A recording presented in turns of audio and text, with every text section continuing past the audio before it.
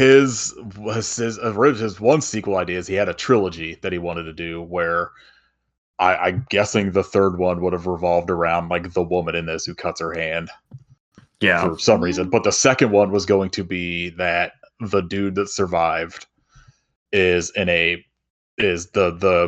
military puts him in an asylum to just tell everyone he's crazy. And unbeknownst to him, the guy at the beginning of the movie that was attacked also is in there and is a werewolf. So then everyone in the asylum becomes a werewolf and other supernatural creatures. And then he has to also then survive that. And I was like, thank God that didn't happen. Hear me out. It's not an asylum. It's a medical facility. And it's the medical facility from Human Centipede.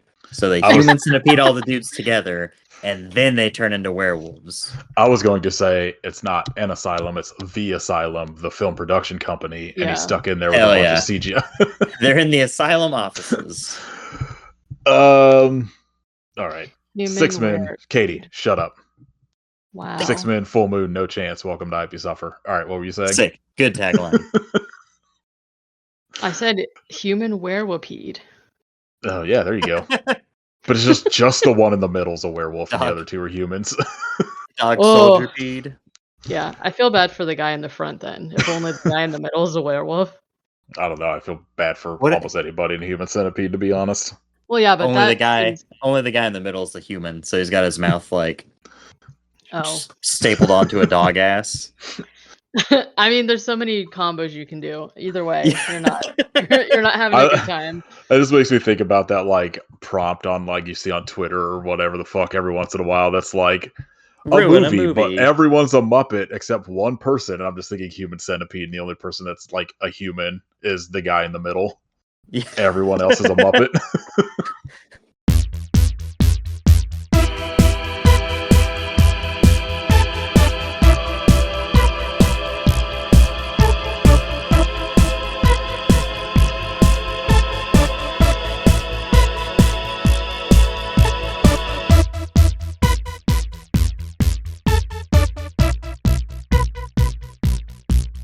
This is episode 393, I think, of IP Suffer. Yeah, 93. Something like that. I'm the guy from Grey's Anatomy. Hell yeah, I'm the guy that voices Soap McTavish in Call of Duty 4. Katie's the dog. I'm Sam. Sam the dog. Vilreek I can't even the dog. Yeah, I don't even know. Good for him. We're talking about 2002's Dog Soldiers. A movie Kit picked. Kit, why'd you pick Dog Soldiers besides because it fucking rules. Come on, it's called Dog Soldiers, which like immediately you should be interested, right? And then you watch it and it's a bunch of fucking like Scottish soldiers being beset by werewolves in a tiny little townhome. Sick. It's awesome. It was on Sci-Fi all the time. Yeah. And I had a goddamn great time. I was fucking baffled reading that in the US this premiered as a Sci-Fi Channel movie. Yeah. Crazy. Insane. I was like, wait, these movies can be awesome? Also, that they wanted to call it Night of the Werewolves, which I would not have. Well, I would have probably still watched, but not. I would have had much lower expectations than for Dog Soldiers. And I love that they legitimately have like dog faces for the most part when you see them. Yes, as opposed to like a typical werewolf. These are probably my favorite werewolf design ever, to be honest. They look so cool. Like they're very xenomorphish. Where like I was reading that he just hired like essentially like ballet dancers because he wanted them to be like very like lithe and like I don't know, tall, I guess. Yeah. And like it seems like the same idea they had with like the xenomorph where you just hire like some dude who's like fucking 7 foot tall and skinny as fuck. And like specifically they made the ceilings in the house like a little shorter than it would have been so that like they had to be super tall, had to be crouched, so that just makes them look even bigger. It rocks. I mean, I don't know. I still think The Descent is his best movie.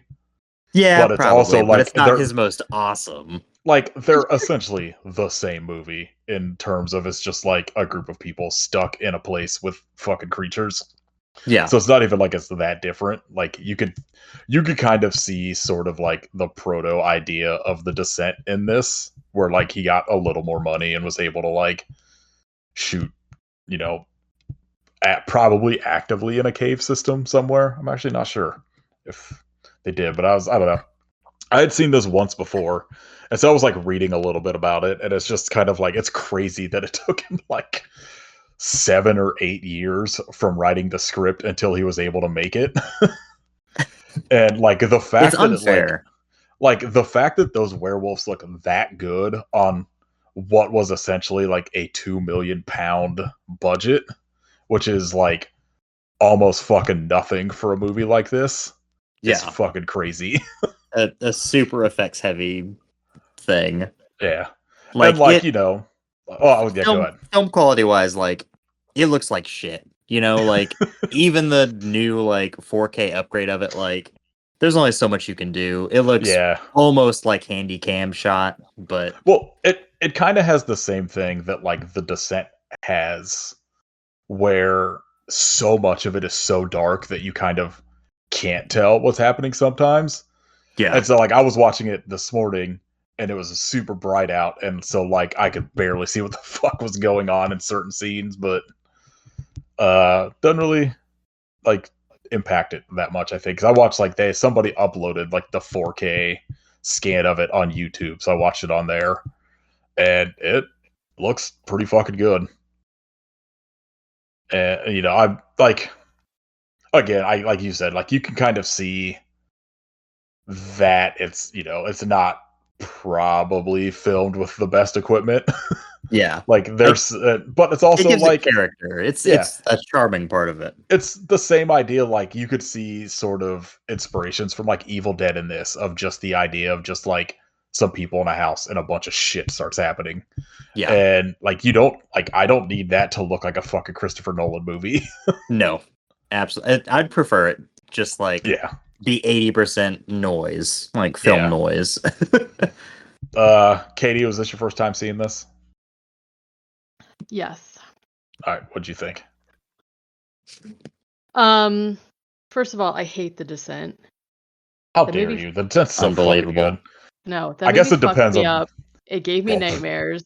Well, that's why it's good. Yeah, no, I'm not. How often you going like spelunking? I just all the time. You don't know when it could happen. You don't know when you could be in the earth. Okay, I takes you into a spelunk. Yeah, you don't know. People are crazy. I had like nightmares from that movie.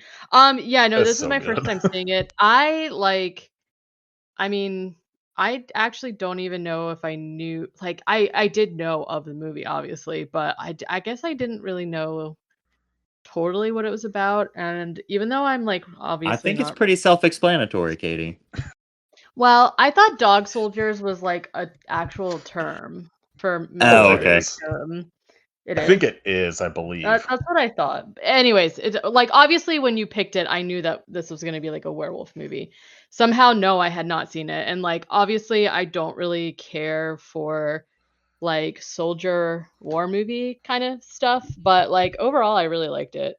Yeah, dog soldiers apparently is a term for like Native American warriors. Oh. Known for their bravery and role in resisting colonial forces. Okay, well. Not okay, so not really channeling that namesake. Well, no, okay. I mean it's not at all. Like I guess Neil Marshall was adamant that it was called Dog Soldiers, like because it's literally dog soldiers, and that like the studios were like, why don't we call it Night of the Werewolf? And he was like, no, fuck no. Dog Soldiers is definitely better. Redundant, also. Like obviously, it's the night of the werewolf. They don't come out a day. I would have called it that time of the month. I will admit I didn't like that. I will admit that I did not like. There's a couple lines of dialogue that I was like, come on, man. You actively have said in interviews that you did like 19 passes on this script. You could have got rid of some of this shit. But it's also I feel a bunch of fucking lunkhead soldiers, so. Yeah. Well, okay, I feel like we could have like cut out the misogyny, but that's fine.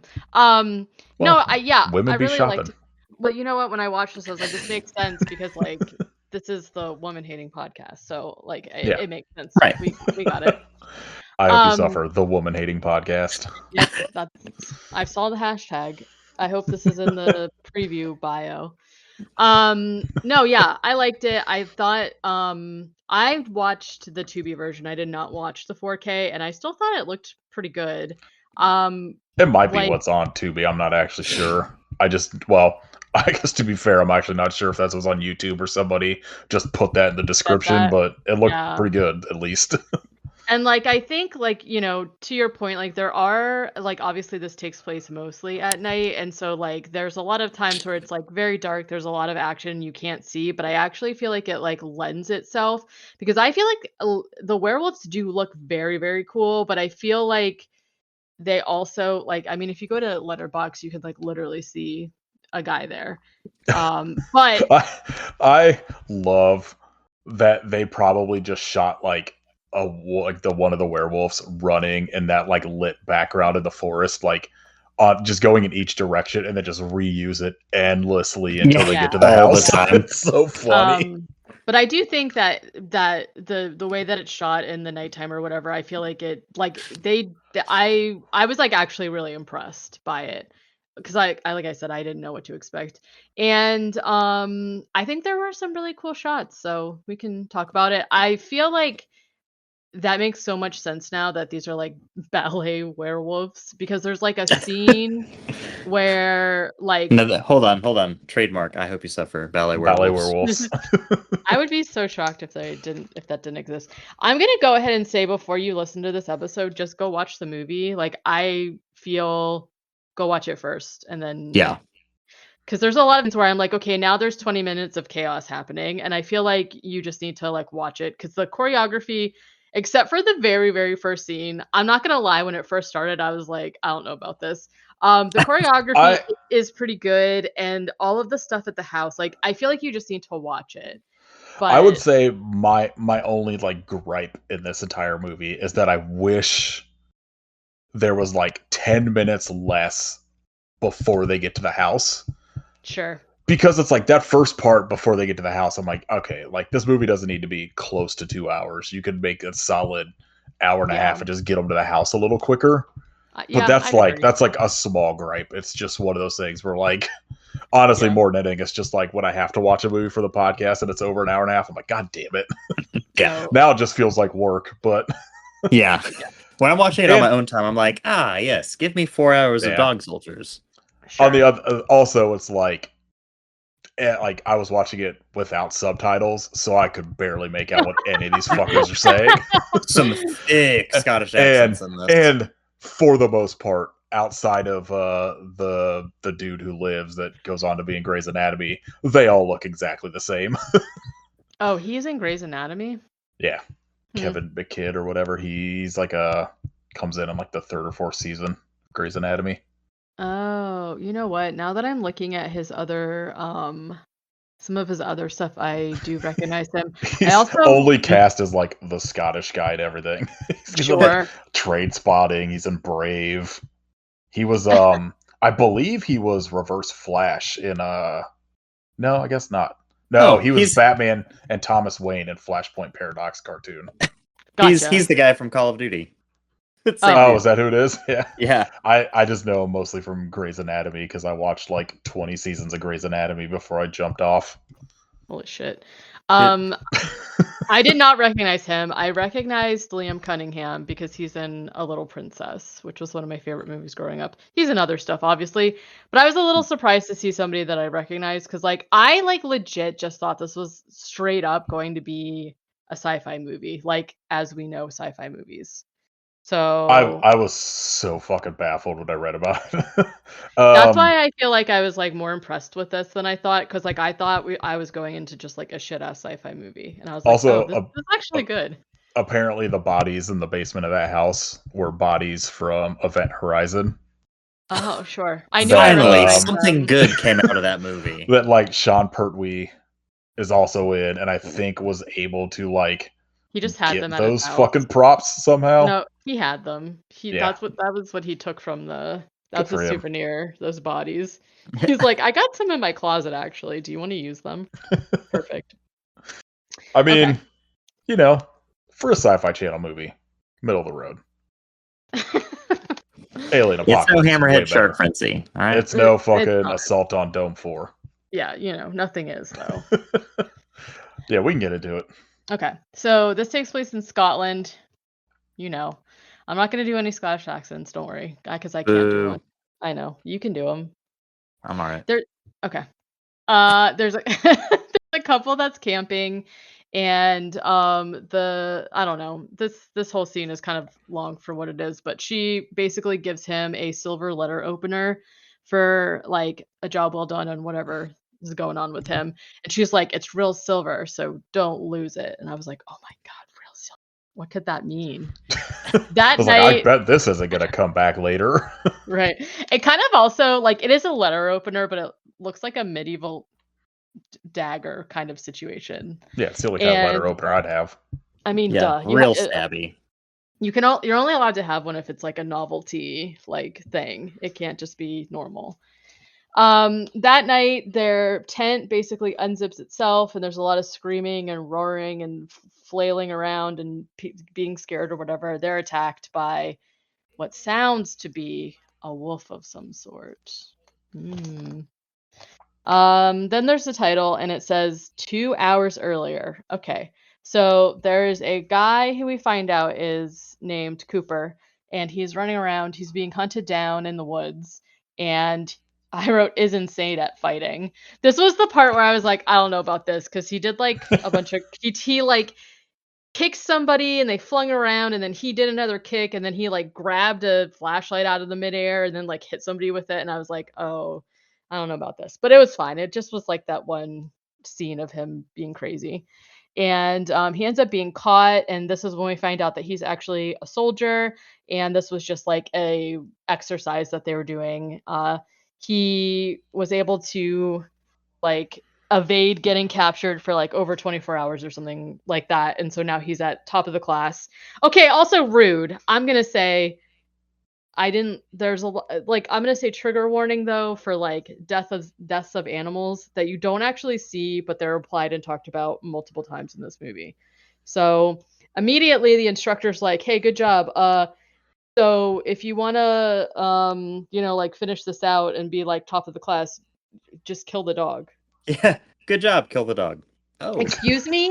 The dog is like barking, he was like a hunting, like a search dog or whatever. And the guy's like, yeah, here, go ahead, take my gun, go shoot that dog. And he's like, no, actually, I don't want to do that. And he's like, you can't even shoot a dog. And he's like, oh no, like I can, but I actually am not going to do that. I'd rather not.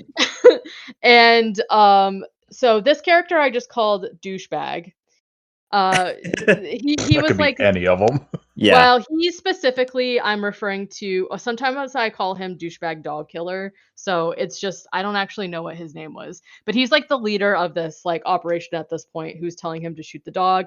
He Liam refuses to Cunningham's do it. character, right? No. Oh, is it? Yeah, I'm pretty sure. If it's the guy who's Yes. Is it? Oh, I say the sergeant is Sean Pertwee, but Yeah, I think it's, yes, it's Sean. No. the guy that gets his fucking guts ripped out. Now that I'm looking at Again, them, they all look just have great. like the buzzed hair, and they all just kind of look British. So all these Yeah. dudes except for fucking Kevin McKidd look exactly the same to me.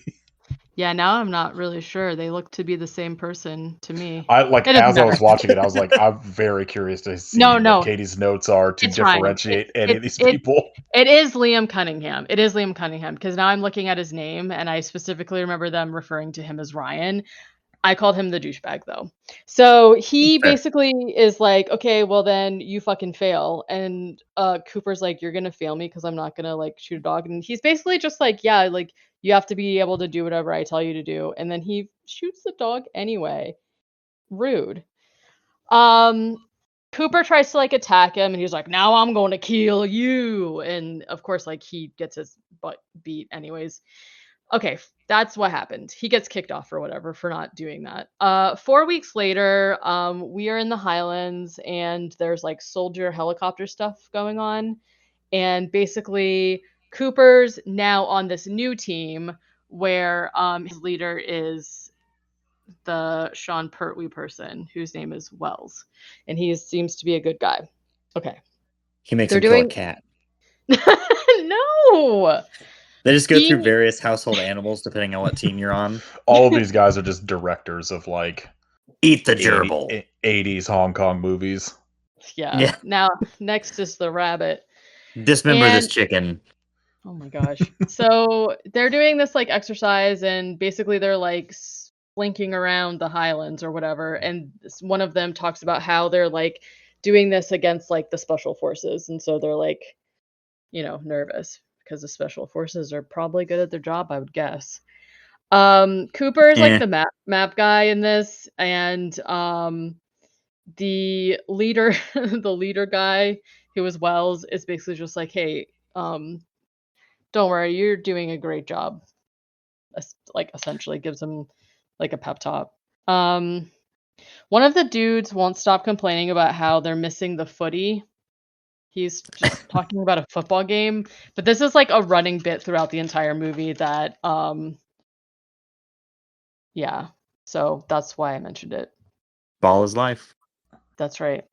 They hike a bunch basically and talk about the attack that happened earlier in the movie, basically talking about like, some people said, they don't really know what happened and they're just kind of like trying to spook each other and have a little spook about, Then they all start whistling together, which if you're doing some kind of like stealth exercise training, that seems like a bad idea to me, but they seem to be having a good time. I don't know. I hear a lot of whistling. I'm staying away. So yeah. Well, that's actually really fair. I guess it depends on where you are in the world. I don't know about Scotland, if you're allowed to whistle in Scotland. Illegal. Yeah. They are now, we're seeing that they are being watched, and the guy who's doing the watching is the douchebag that shot the dog. He is like tracking them essentially. Okay, so now all of the soldier guys are like sitting around the fire and they're basically talking about like what, they're pretty like nonchalant about war, and like we said, this is just like an exercise, so it's not like they're in like actual combat or whatever, but they're basically talking about like what really scares them, and one of them says spiders and women and also spider women. Correct. Fair. If you've never picked up a spider woman at the bar, you don't know. You're getting what you asked for with that. You know how many spider Gwens I've picked up at the bar? Dang, I wish. So then the Wells like tells a story about this like guy that used to be on his squad who basically like got a tattoo of the devil on his butt, and then he was like blown up by a landmine, and the dudes like found the piece of his butt skin with the tattoo on it. That's why you get tattoos. Yeah, I was like, oh, that's great story. And they're just like shooting we all have a story like that in our past. Yeah, lots of butt skin in the past.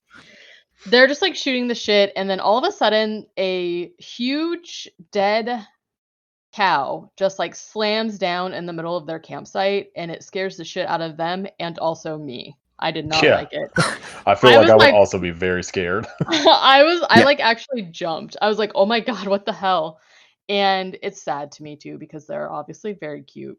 And the dudes are just like, oh my god, like what's going on? One of the dudes like stands up and like shoots at a bunch just like out of habit, and they kind of make fun of him.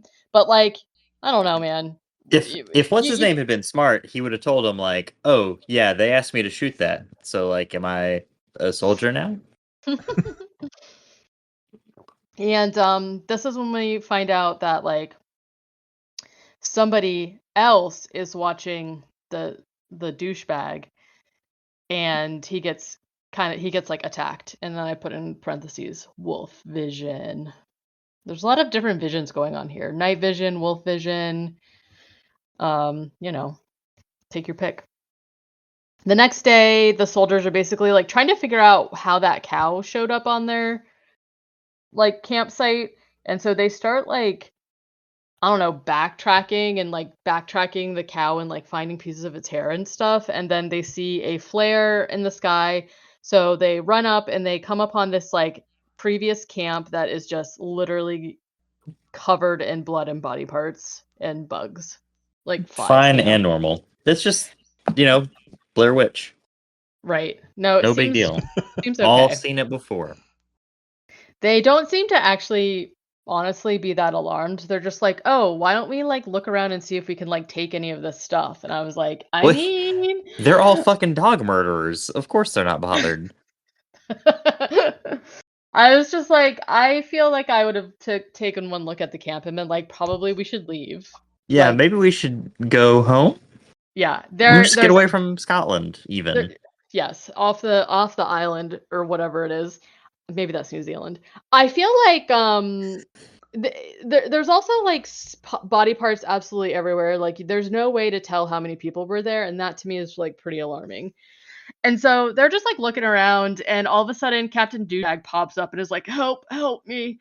And they're like, "Oh shit!" And he's been like slashed or whatever. They're trying to like call for assistance, but they like can't get through to it or whatever.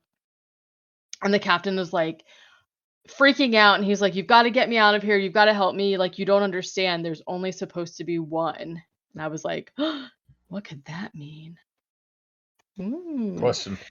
Then there's like a bunch of chaos because the dudes are like yelling over each other as the military guys are wont to do in these movies. And they're basically like trying to salvage like any weapons or ammunition and stuff that they can get. And it's starting to like rain and like become nighttime soon. So they're like, okay, this actually is they're basically just like, okay, we're not playing around anymore. Like this is actually serious. So like we're not doing this like exercise anymore. Let's be for real about it. Then they start hearing some noises, and so they retreat. Um, there's one soldier who is like, as they're like retreating, they're like running, they've got their guns and everything, and he is like being chased by something, like rustling around the trees and whatnot. And he basically like runs right into a tree branch and impales himself. And I was like, okay. And Yeah, that scene rocks because it's just so like out of nowhere. yeah, he like runs and it basically like close-ups on his face and he's like, "Gah!" He makes that face as if he's been like punched through the heart or whatever. And then it just like backs up and you see that he's run into this like huge branch that's like very bloody. And I was like, oh. But then he gets like snatched away, obviously. The whole time, like there's like snarling going on and like growling and whatnot. So like obviously we know they're werewolves and it's pretty obvious that it's a wolf of some kind. I'm unsure. Well, that's fair. I'll have to see some type of dog soldier before my mind is changed. Yeah, that's fair. Captain Wells unfortunately also gets his stomach ripped open. And the scene was so funny to me because he's like laying there with his guts all out. It's so good. And he's like, "Oh my god, like let me help you." And he's like, "No, go run, get, save yourself, go without me." He's like, "No, like I'm gonna help you." And he's basically just like, "My guts are out." And he's like, "Oh, we'll just put him back in." You just start shoving him in. He's like, "They're not gonna fit." How did they he fit get, before? How did that back and forth is incredible. It's so They good. fit before, but how'd they get this fucker to this house with this fucker without his guts falling out? I don't know. I really don't know. He Movie's like illogical, makes no sense now. also Yeah. I'm like well, now I'm really questioning things in this film. yeah.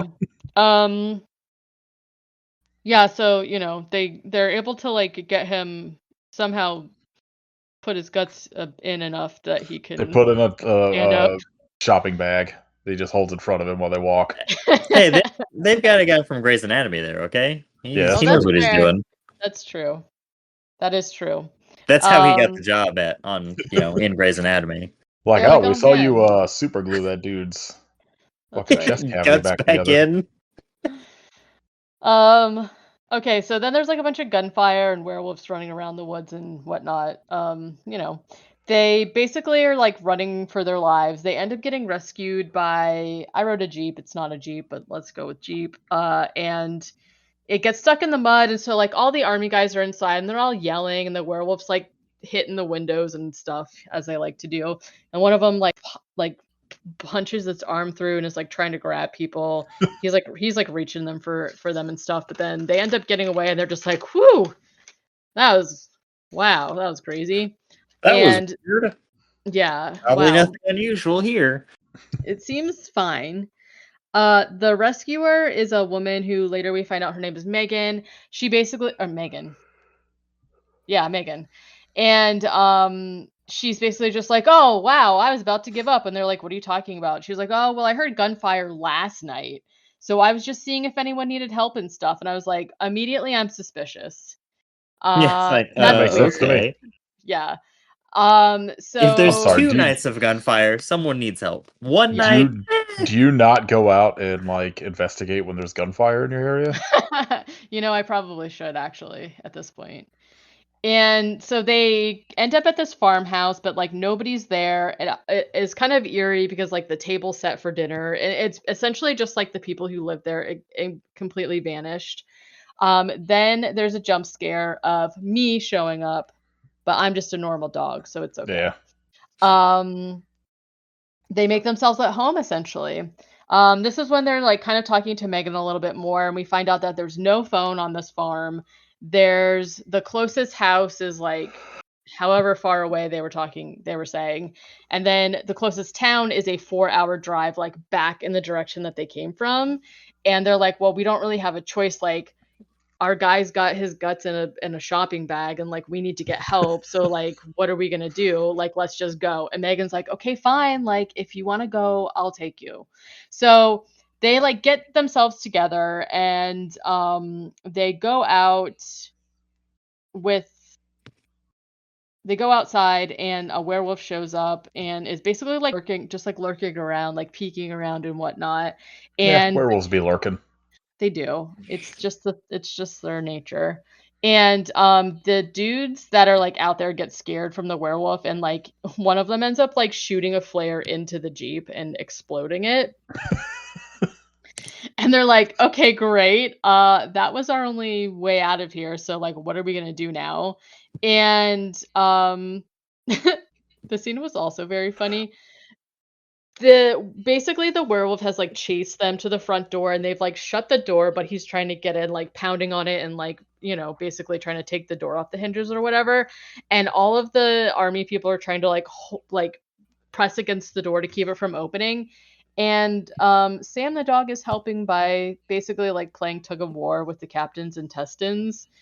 And like so good. She's like, Megan's like, "Sam, stop!" And he's like, ugh. And Captain Wells is like, "Oh," like holding on to the other side of his intestine, like, "Please."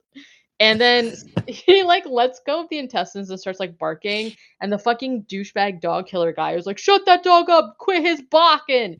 And he like it gets pissed and is about to like shoot another dog, but luckily one of the soldiers like gets sick and throws up on his head. I was like, okay, great. Love it. Hey, you gotta distract him somehow.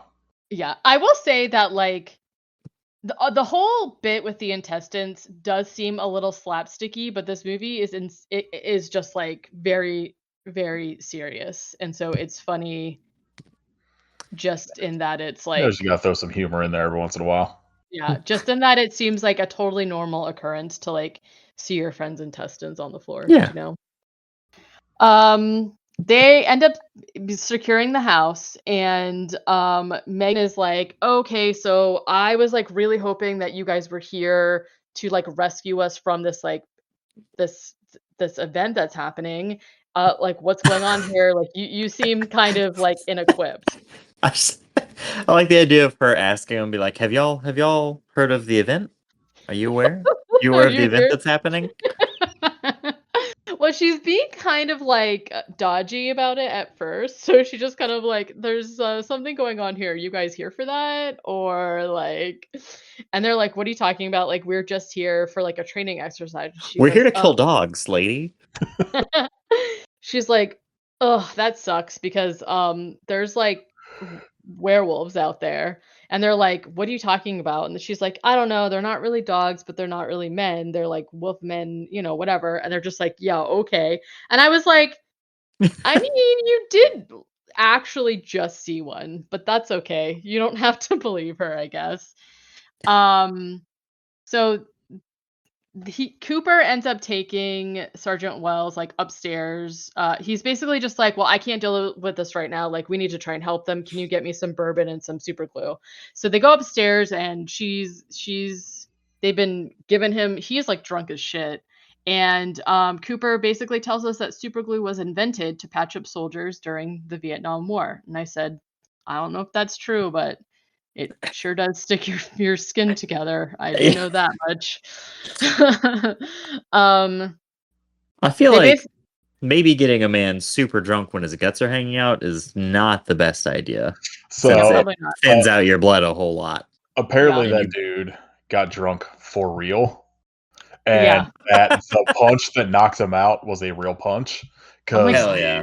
the first time the guy threw the punch, he did like go like he did like the actor punch and didn't do it Yeah. close enough to look real, and that like like them actively being like, do it harder this time, pussy, or like whatever. Like he does actually punch him, and like the guy said he's like he didn't feel it because he was actively wasted. Yeah. That's insane because like I can't imagine actually getting punched in the face so hard that you get knocked out. Well, Like, he that wasn't sounds- actively knocked out like for real. Oh, okay. But he said it was like enough that he knew he got punched, so he like could like go on with the scene. Jarred but, him. Like but like He's like my eyes. that he was turned drunk purple. enough that he like did not feel it. Well, and like getting him drunk, like I understand the idea of it to like placate him, but yeah, it seems to have been a bad idea because of the thing that you said, Kit. And then also, he becomes extremely like flippy floppy. Like he's like flopping and flailing his arms around, and I'm like, I feel like you probably need to stay still because then Yeah. you're gonna have somebody's hand glued to your like wound. You gotta know what I'm elevate saying? your guts above your heart, you know? Make it hard for the blood to get pumped over there. Yeah, right. And so they end up like patching them up or whatever. And yeah, Coop ends up knocking him out. Because he's basically like, I can't deal with this. Like, just knock me out or whatever. So they do end up doing that. While Megan is gluing up his gut trap, she's talking about how she's a zoologist, and she basically was like, I moved here for the wildlife, and like you don't have to believe me, but there are actually werewolves. They're real. And like just think about everything that's happened. Don't you think?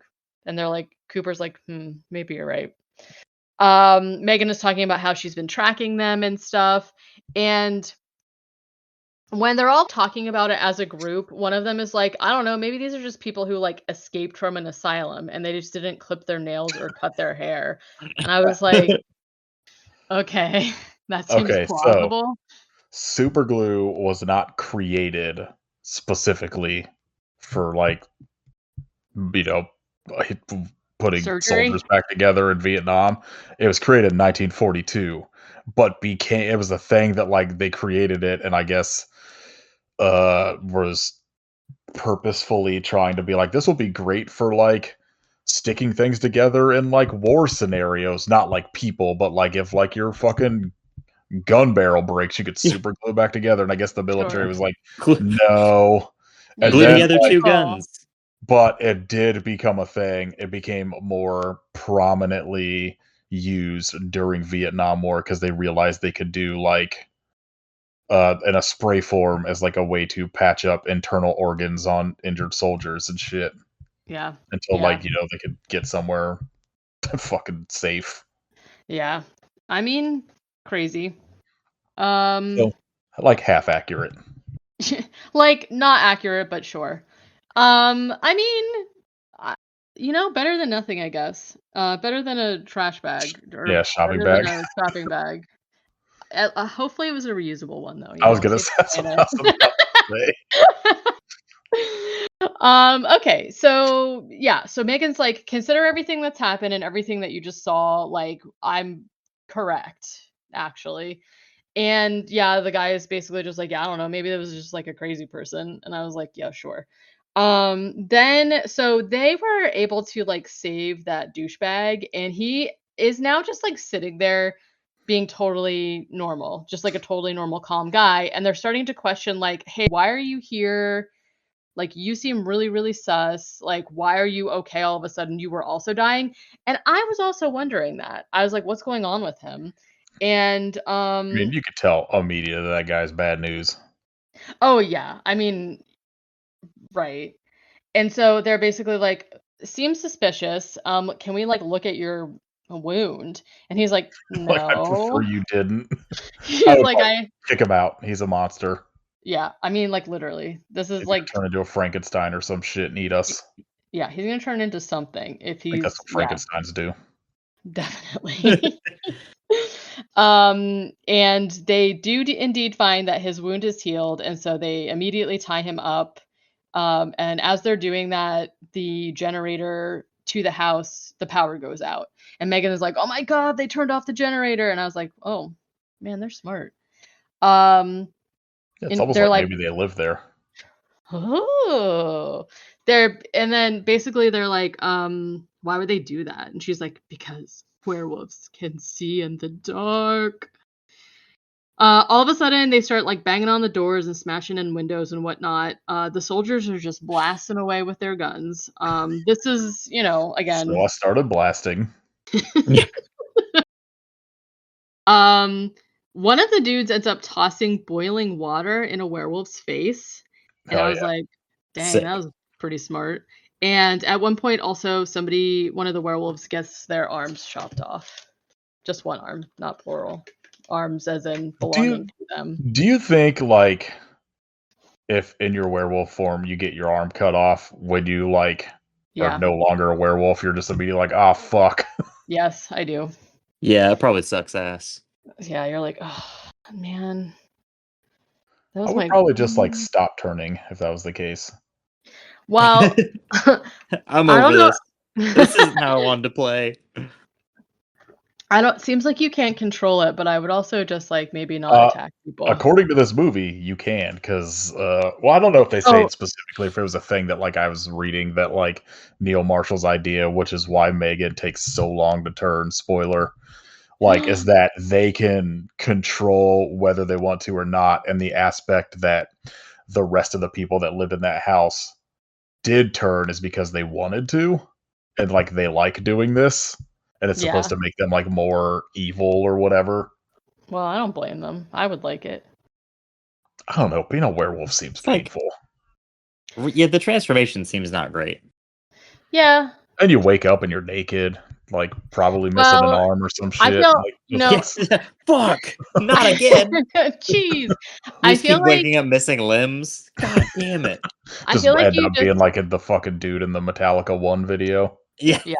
I feel like you just, like, be smart about it and plan it, Like, don't just be all crazy and rip out of your clothes and then attack people that Yeah, Yeah, have just be that's guns. nude the other all the thing. time.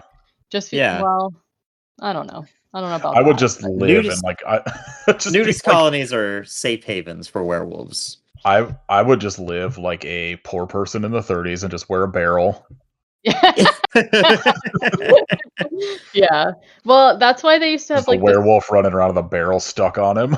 Yeah. yeah, that's why they used to also have, like, the sticks with the bundle of clothes at the end, 'cause then you just put them on once you change back after you bust out of your barrel, Then you just get another barrel. Yeah, so We they're, should make a werewolf movie that's only about like the werewolves are just like in the background. It's mostly about the guy who's like a tailor in this small town who's he's constantly having rich. to put their clothes back together. Yeah, and he's like Yeah, he gets off he's work and he's living in a loaded. fucking mansion because he's just constantly having to deal with this shit. Exactly. He does no business 29 days a month, but that one day He's like, "Shit." He's there, like, sewing. Okay, so so the werewolves come inside and they're like, just crazy. They're inside, upstairs, everywhere, whatever. There's a struggle. Um, just werewolf stuff. Werewolf Yeah. and Rest soldier of the stuff movie, just happening. werewolf stuff. Pretty much. The captain is upstairs like after, being knocked out or whatever, and he ends up waking up and like blows the werewolf like away out the window and saves Cooper, who was like struggling the whole time to like make sure that he was safe. And then there's like silence for a while. Everyone's like standing around staring at each other, and then there's a guy gets like grabbed out the window. And this was an interesting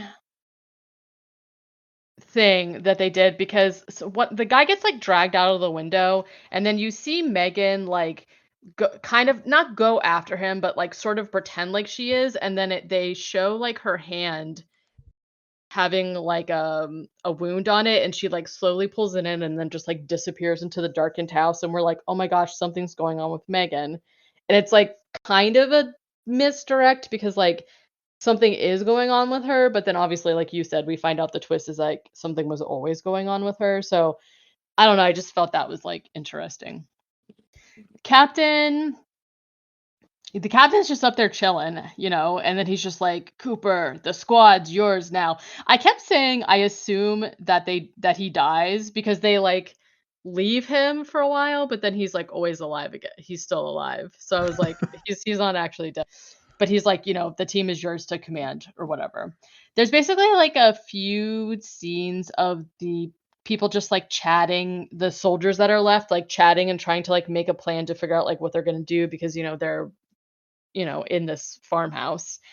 Randomly after all this time, Megan says, oh, by the way, yeah, actually there's another car in the barn. So if anyone knows how to hotwire cars, like that's our ticket out or whatever. And I was like, that seems suspicious. You just all of a sudden know that these people Yeah. have another car. By the way. And her so motives are baffling in this movie because, like, at like one point she's clearly trying to help them, unless the idea is that like they're gonna get out there and just get eaten immediately. But like that's not necessarily what so happens. yeah, when we get to it, I am also a little bit confused. So she's basically just like, "Hey, yeah, there's a car in the barn. Like, if you guys know how to hotwire, go get it." The dude who keeps asking about footy has asked Megan if she knows who won the match, and she's like, "No, I didn't even know there was one." LOL.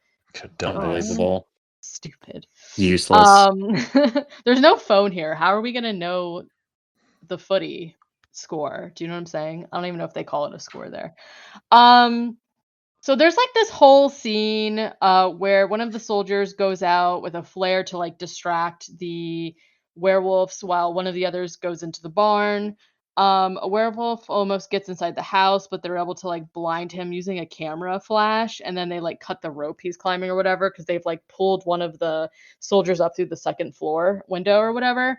I really like the way that this like camera thing comes back later.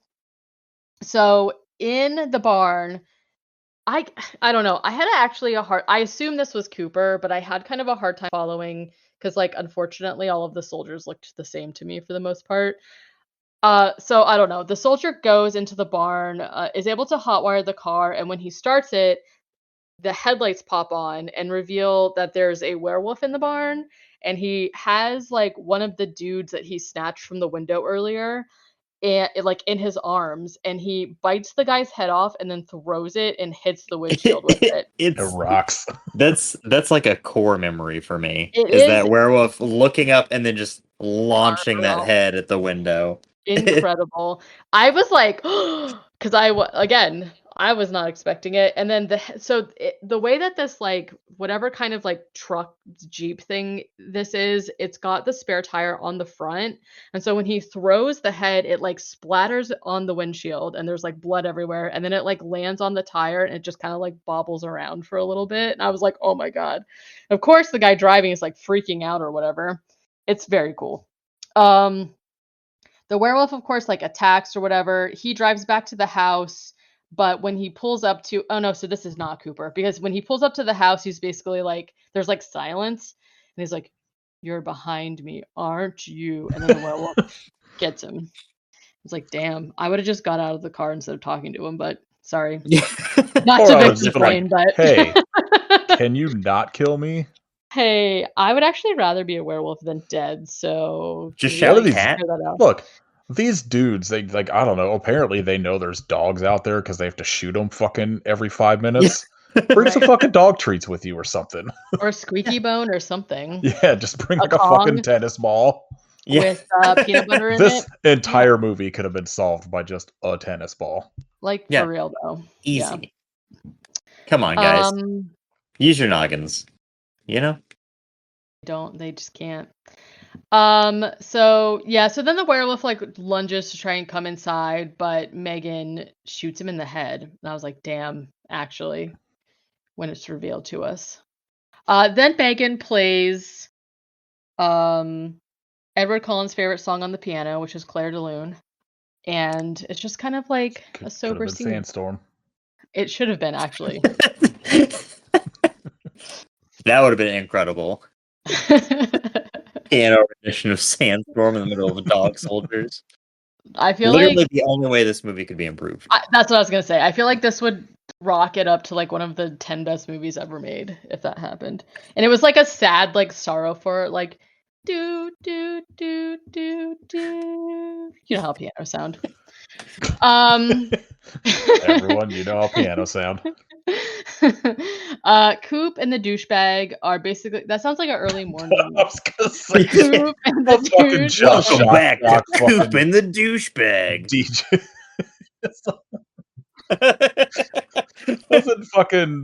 Wasn't Nick Kroll on Parks and Rec the douche? Yes, he was actually the douche. Incredible. Man, I really wish people could hear our soundboard because that was Gotta find a way to dub it over. Yeah, that was top Katie, tier. when we get done, you just record some air horn mouth noises, and I'll just put them in there. All right, I'll just remember to start doing it. Live studio audience. Yep. We do need a laugh track if anyone wants to sign up to be our live studio audience. Okay. Yeah, so Coop and the douchebag, after they get done playing their fart noises, they're basically like arguing about they have beef from the thing that happened in the beginning of the movie, and so they're just kind of like arguing about how nothing really matters because like everyone's dead anyway. So like the fact that he got kicked off the squad, like he would have been dead. Blah blah blah. Who cares? Coop is basically just like, can you just like be straight with me at this point and tell me what's going on? And so the douchebag is basically just like, okay, have you heard of Special Weapons Division? And he's like, I don't know. And basically he says I was like, is this real? He basically says that one of the jobs is to do stuff like training dolphins to plant bombs on submarines. Is that right? I would absolutely believe our government has tried to do that, or like Russia or somebody. There's some kind of like dolphin training program. I don't know if it's to plant bombs, but I'm very the dolphin training program is also the basis for the 1980s killer whale novel Killer. They try to do the same thing with orcas, and it doesn't go so well. Yeah. Okay, sure. Yeah, I mean, I know that they also train like SEALs to do stuff, but like I don't know. That's insane to me. Anyways, basically they're mostly. So they're basically like honk the horn. They're basically just the dogs of the sea. The seals. Oh yeah. All right. It's all coming together now. Yep, the full circle. They got some SeaWorld trainers up in the Scottish Highlands trying to train dog soldiers. Yep. And it went very poorly. Yeah. It just didn't go how they imagined. They forgot the tennis balls, so you know how that goes. So basically they're saying like I'm a part of this, and essentially what happened is that they sent me here to capture the werewolves essentially so that they could use them for war. And he basically in order to but that's why earlier he was saying there was only supposed to be one. He thought that he was going to retrieve a singular werewolf, and like obviously there's more. He wasn't expecting that, but he basically says that he had approval to basically put that other team who was quote unquote training at risk in order to lure the werewolves out. So like this whole thing was an elaborate plan, and basically the government didn't care if Cooper's squad died or not.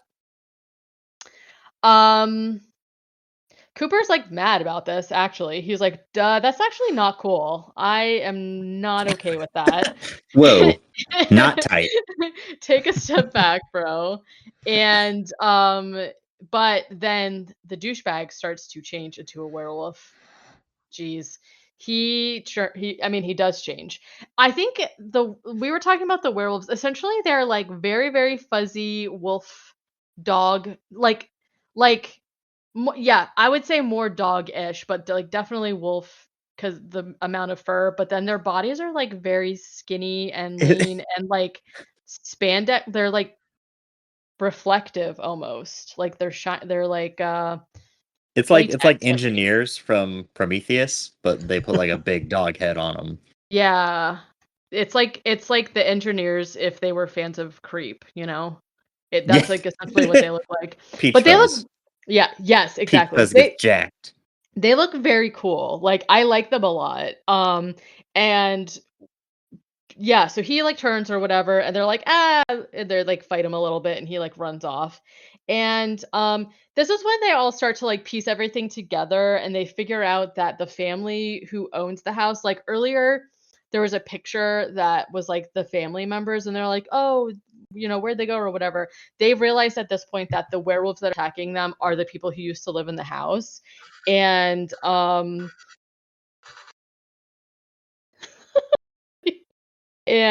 he's basically like, soundboard. okay, good. And basically, yeah, it's the people who own the house. And Captain Wells, not the douchebag, like the good captain, is basically just like, hey, God, please, no. This is good. upsetting. What? I can't find an air horn. What's all the dumbass shit on there? It's all Michael Scott. It's only The Office. I'm sure there's no way he Oh, wait, doesn't here we do go. air horn at some point.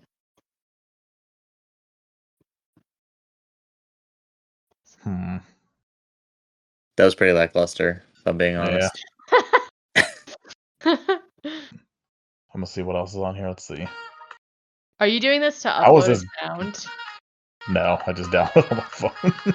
Oh. I don't know why this is a picture of Gandalf for this. That's his ringtone. Oh, all right. If you see these dogs in your front yard, just know upstairs I'm going hard. Bing bong. This is stupid. A waste of space on my phone. Yeah, All I right, just never want, mind. like, I wonder if there's a way, like, I understand why Craig doesn't record it, because like Discord does make a lot of sounds that you're not gonna want it to pick up, but I wonder if there's a way for us to like change the settings so that it will. Anyways, Yeah, okay. this is like ruining the podcast. Not having. I Craig honestly, Yeah. it is. Thanks a lot, Craig. Okay, so let's see. Oh, okay. So Captain Wells is basically just like, okay, I'm feeling actually very good. So that's probably not good, actually. And he's That's like, just a human condition. If you feel good, something bad's gonna happen. Exactly. And he wants Coop and Megan to run. Essentially, he's like, you guys go. I'm going to distract the werewolves. And Coop has this like heart to heart with him where he's essentially just like, listen, I'm not afraid about like what's going on. Like I accept my fate. I came here to serve and like I'm okay with dying like to do this. So please just like go. You've been my favorite soldier. Okay, so basically, I actually a little bit missed why he did this. Like, I assume Megan told him that she saw the wolves go into the barn or something. I don't know. But essentially, they decide that, like, this is like a whole scene again that I feel like it's a very cool sequence. I feel like you need to watch it to understand. But basically, Coop is going to drive the Jeep into the barn. They've like stabbed the gas thing on the car so that it's like trailed gas up from the house to the barn. And when he runs back, they're going to like light it and explode the barn or whatever. And Good plan. Looks rad as hell. yeah, that's what I'm saying. Like, I feel like absolutely you need to watch it because there's no way I'm gonna explain it the way that just like watching it conveys. And so they do that basically, it blows up, but when they're like standing there getting ready to like shoot the werewolves that come running out, no one comes out. And Megan is It's just like, it's weird because like if you haven't seen it, like they just cut randomly to like a trash can on fire for this shot. So like they didn't even try. yeah, Megan's like, oh sorry, there weren't werewolves in the barn after all. Oh, And whoops. and My mistake. Koopa's like, dang. And then they like both start. This is like the only part of the movie that I did not like. He's basically just like, oh, you fucking women are all the same. And I was like, wait, what are you? First of all, Nah, this he's has right. nothing to do with her being a woman. But basically, they're just like having this like back and forth about how like she's a piece of shit because like I don't know, whatever. But basically, this She's is like the wrong big about where reveal. werewolves are. Yeah, like Idiot. literally. And he's like, just a fucking dumb bitch, like every single woman I've ever met in my life. Like essentially.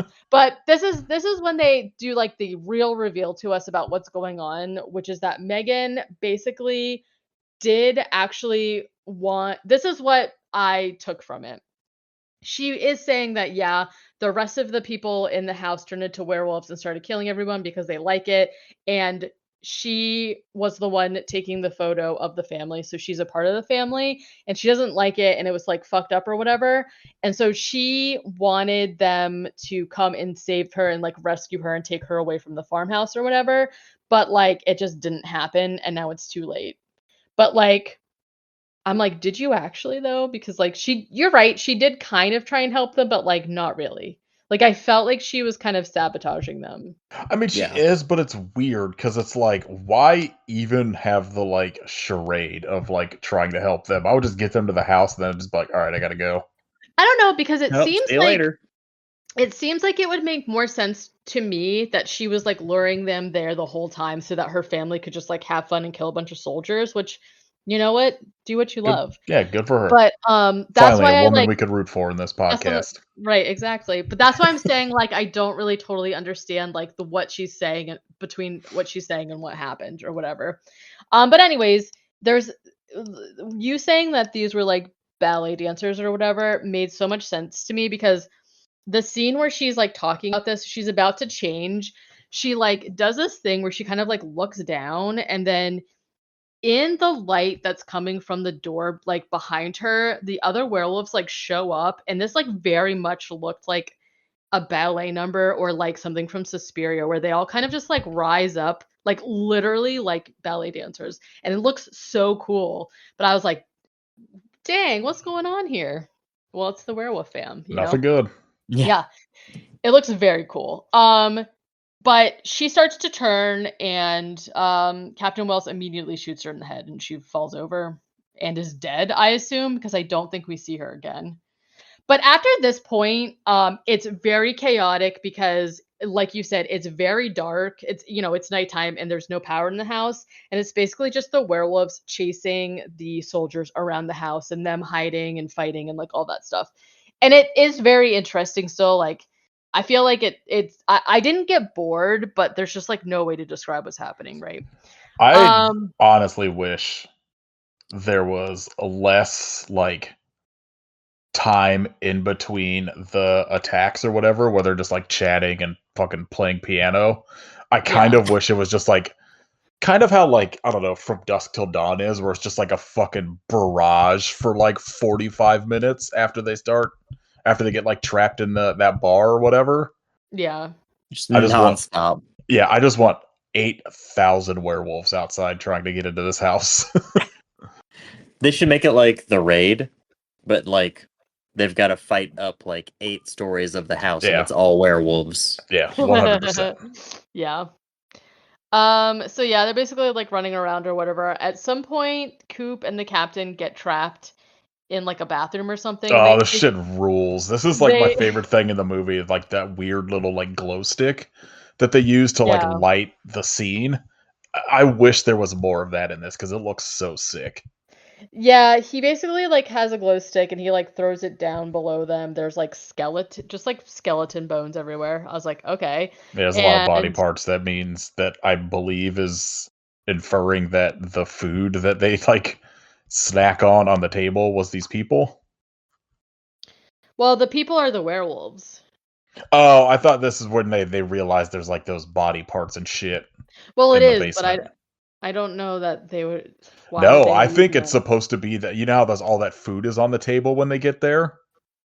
That is the food. That's I think that's the body Oh, I parts see what in you're the saying. basement. Like the werewolf family was eating people. Yeah, Gotcha. Yeah. Yeah. Okay. Yes. Yes. Yes. I thought you were saying Nutritious. like I thought you were saying like it was the family's bodies, and I was like, no, they're no, they're vampires. Yeah. Wrong movie. They're Then the vampires. vampires. I have been reading and watching a lot of vampire Yeah. stuff. Coming recently. soon. I married a werewolf. Yeah.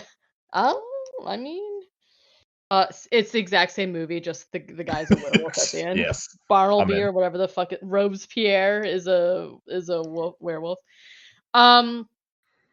Yeah, so they're in there and basically the captain like shoots a bunch of holes in the floor like so that they fall through and they're now into the kitchen to that like saves them or whatever. They find a trap door like in the floor and Coop goes down there and hides there because the captain starts to transform into a werewolf and he basically is like trying to, save Cooper at this point. He cuts the gas line to the oven and he like lights a lighter right as all the werewolves come in and one of them like knocks the lighter out of his hand and he's just like fuck you and he like hits the pilot light on the oven and causes an explosion. Hell yeah.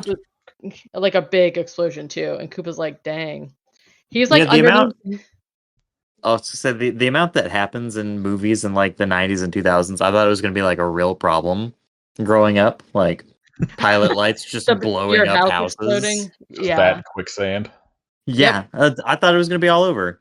You know? Yeah, that's true. Um, turns out our parents lied to us about a lot of stuff.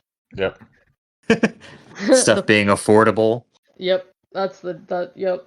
Okay, so yeah, so there's a big explosion, like a lot of explosions, and Coop is underneath the floor. Just and it's like such a funny shot too, because it's like in front of his face, like looking up through the floor where there's the explosion. He's just like covering his ears, like holy shit.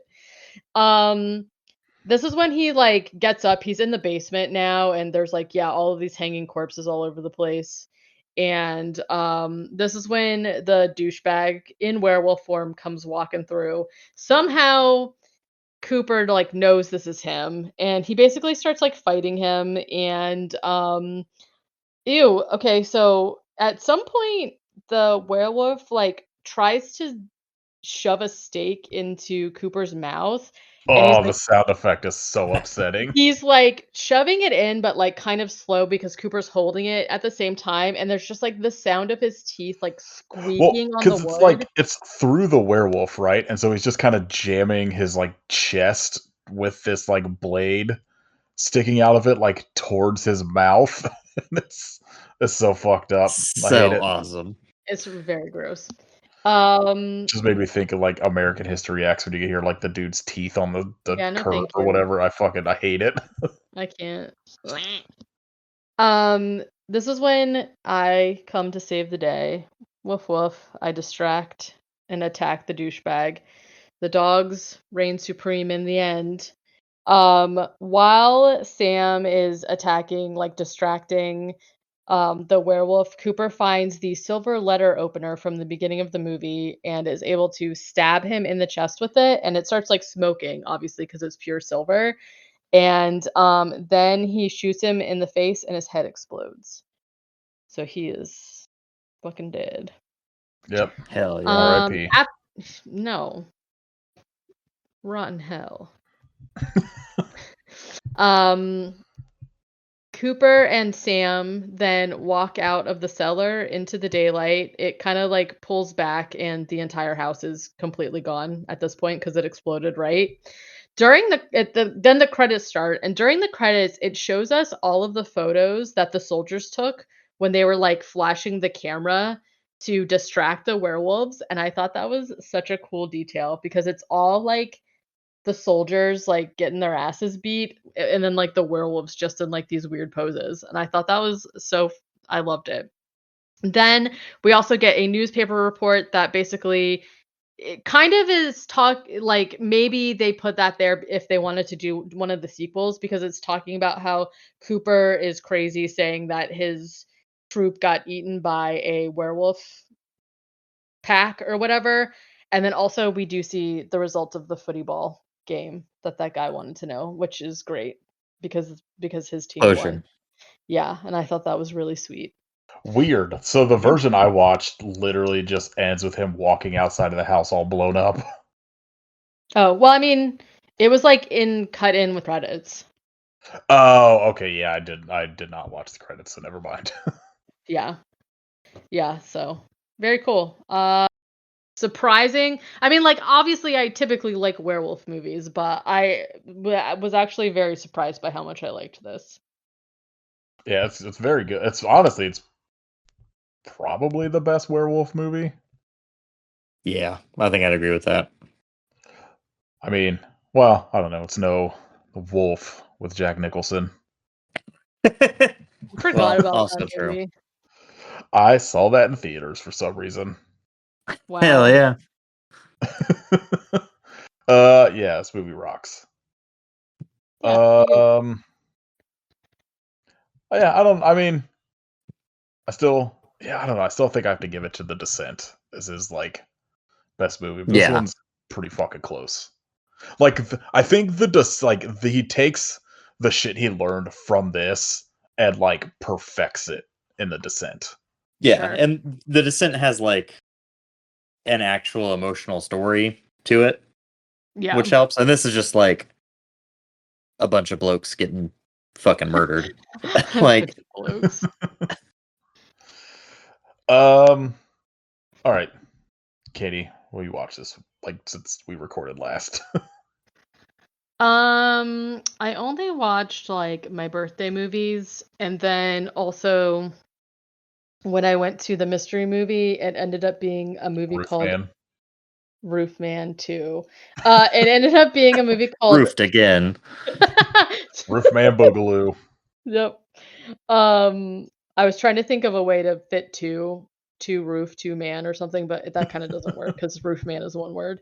It ended up being this movie called Fuse, Fuze, and it was like a weird, like sort of military heist movie that was like okay, but like I didn't like it. Like it wasn't the worst, but like I sat through it, you know what I mean? I had never heard of it.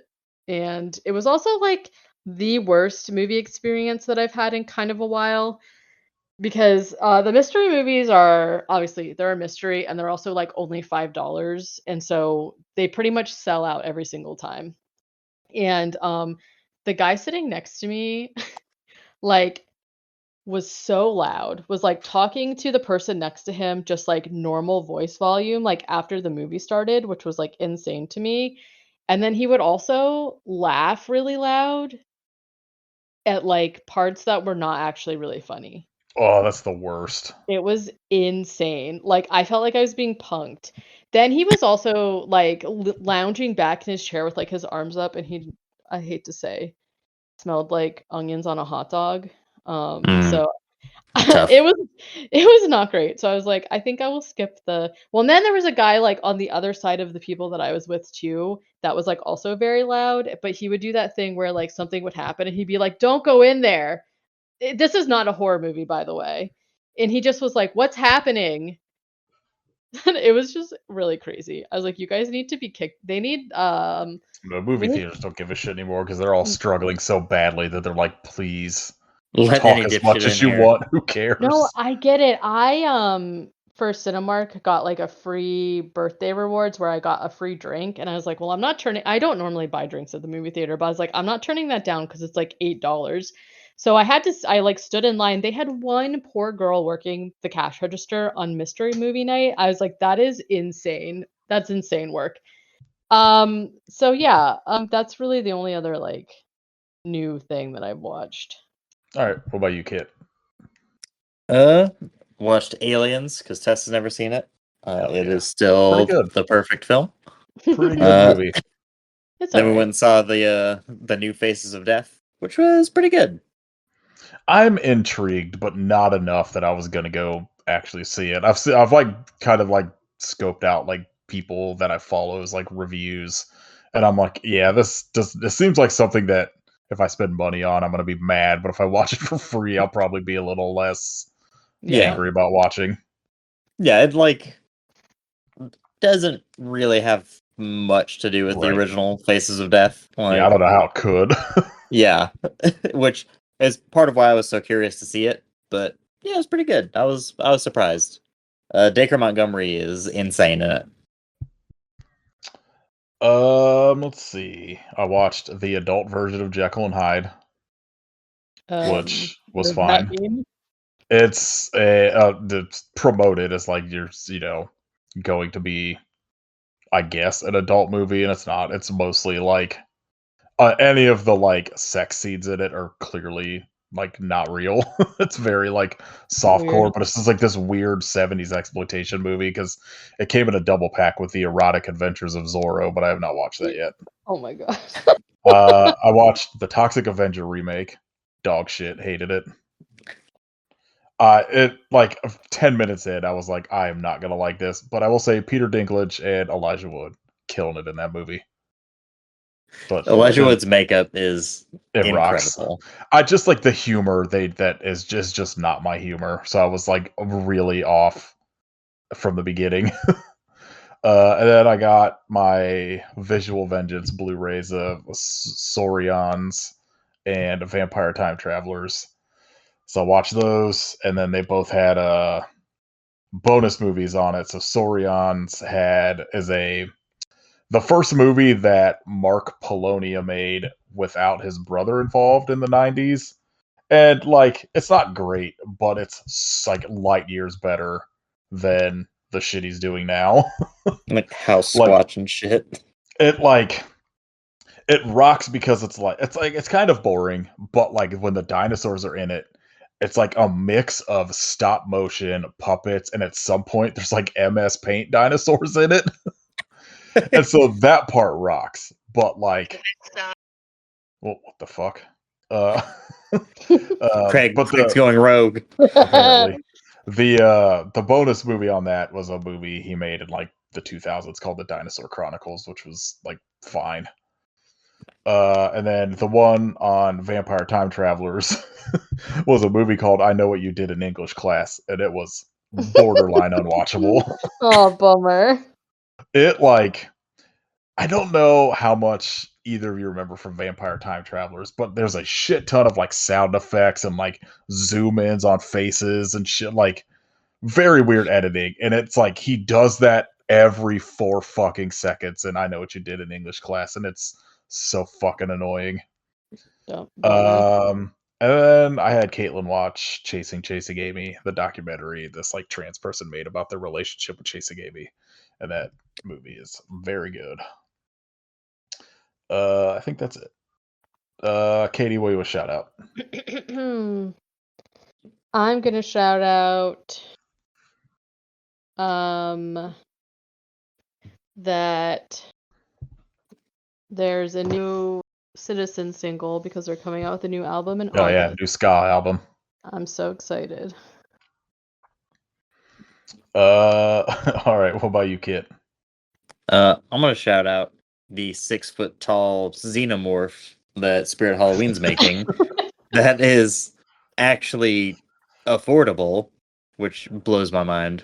I say affordable; it's like $450, but that's like you could buy 2 of them for the price of a PlayStation 5. Right. You know? Yeah. So like, I mean, And pretty can good hold your deal if you color ask preferred. me. Yeah. PS5 can't do that. I've tried. Honestly, I'm saying. like, think about how sick that'll look holding your controller for your PS5. I'm saying. You can hold your hot Um, dogs. He's very versatile seeming. I'm going back to the well. I'm gonna shout out Dropout. I got my Game Changer DVD or Blu-ray Hell today. yeah. That doesn't even have anything. It's not even on the streaming service, but I just wanted to support them, and it came up, so I bought it. Yeah. Dropout. constantly killing it. I am the trailer for Game Changer season 8 coming up, starting on my birthday. I can't fucking wait. Oh, it's gonna be so good. I was telling Caitlin because, like, you know how like sometimes the way they air like stuff airs. Like, I don't really watch Dimension 20 because a lot of the time I don't have 3 hours to watch a fucking Yeah, like actual an play. episode. So like, there's some weeks there's like, you know, the only thing that'll like the weeks right now where like Very Important People airs. That's like the only thing I watch that's new. So last week when that was the only new thing, I was like, God, I'm fucking like craving some Dropout shit. And then luckily this week it was like Make Some Noise, actually, and Parlor Room, all of episodes. I'm very stoked to watch those. I can't wait to watch Make Some Noise. Yeah. Have you watched the recent Very Important People with Zach? No, I need to. He looks fucking insane. His fucking plastic troll face is so upsetting. All right. Next week, calling an audible. Katie, you have HBO Max, right? Yep. All right, we're watching Friendship. Hell yeah. I just fucking. He's in the sewer. There's a new Marvel out. It's supposed to be nuts. I can't wait. Katie's gonna hate it. It's gonna be me, kid, quoting the whole movie. Great. Yeah. So we're gonna watch that. It rocks. I can't wait to talk about Jimp. Oh no, not I'm Jim. only talking about the deleted scenes of Connor O'Malley and Tim Robinson interacting. Yeah, it's on HBO Max or buy the fucking Blu-ray so you can get the commentary track with Connor O'Malley just promoting his stand-up dates for on a commentary track. When I bought my Blu-ray, the Blu-ray disc was just like a plain yellow disc that said Friendship on it. They send you the frog. Yes, they emailed like, we felt it vitally important that you get the frog ass, the toad ass on this disc. Oh god, what a good movie. All right. If you'd like to support us, you can join our Patreon at patreon.com/HappySufferPodcast. We dropped a bonus episode for Katie's birthday where Katie and I watched 2 vampire movies that were very weird. One was I Married a Vampire, and the other one was My Best Friend is a Vampire. I Married a Vampire, a trauma movie, or a trauma distributed movie. So take that as you will. Although Katie and I both kind of liked it. Would you be surprised to know that she does not marry a vampire till maybe the last 5 minutes of the movie? I'm shocked. And the rest of it, I cannot believe that. The rest of it is just a country bumpkin moving to New York City and getting shit on left and right for like an hour and 10 minutes. Yeah, literally. But kind of good. You can leave us a rating, review wherever you listen to this. You can follow us on Instagram at Happy Suffer Podcast. You can follow Kid at Hidden Kitstery, Kittrification of Blood. You can follow Katie at Werewolf Face. Join Katie's Patreon at patreon.com/werewolf face. You can listen to my other podcast, 8K Movie Club. All right. Got the dogs out of the way. Now we're getting to the frogs. Or toads. I guess it's a toad. Yeah. And Jimp. Frog soldiers. About to become the new mascot of this podcast. Oh, man. Man. I am so interested. As somebody who has not watched I Think You Should Leave, how you're going to react to this movie. I have no idea. I don't know anything about it, so yeah, Paul Rudd's in it, so well, I do know, of course. So, I feel like that's enough that you will at least enjoy some of it.